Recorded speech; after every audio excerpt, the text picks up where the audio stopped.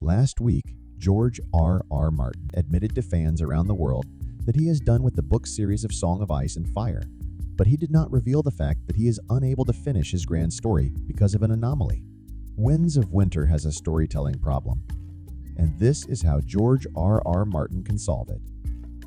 After more than a decade of delay, most fans of Game of Thrones are divided into two camps: the fans who believe George will never finish the books because of fans' negative reaction to Season 8, and fans who believe George will never finish the books because he has too many characters and plot lines. It seems that George rant against the fans support the first group, but we believe neither of these are true, and that there is one path that may give hope for the doomed series.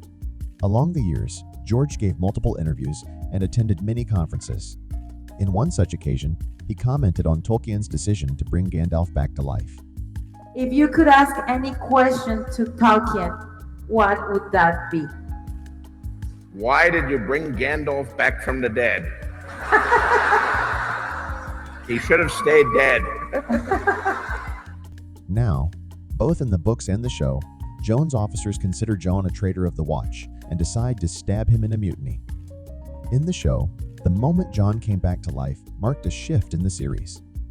It undermined consequences, devalued an emotional moment, lost any tension, and introduced a complicating and inconsistent story element. Jon's resurrection is where Game of Thrones stories started to fall apart. When main characters can come back to life, the impact of character deaths is reduced while the sense of stakes and consequences vanishes from the story. When characters come back from the dead, it cheapened the emotional moments, and character development that occurred during their deaths is also gone. Viewers invest emotionally in a character's journey, and if death is not permanent, it lessened the impact of those experiences.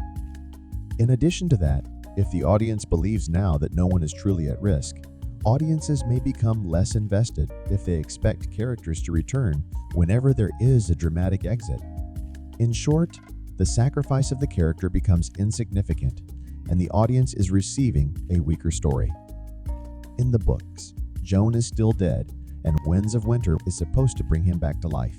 George delays Winds of Winter because he knows that bringing Jon back to life will break his story in the books as much as in the show, but did not find an alternative solution.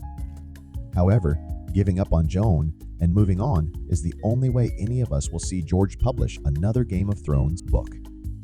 This is the only sensible route, since even after Jon come back from the dead in the show, his character development halted, and he could not contend for the Iron Throne.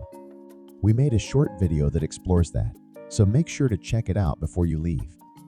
We are the Story Gibbons for Panpipe, and until next time, stay curious and have fun.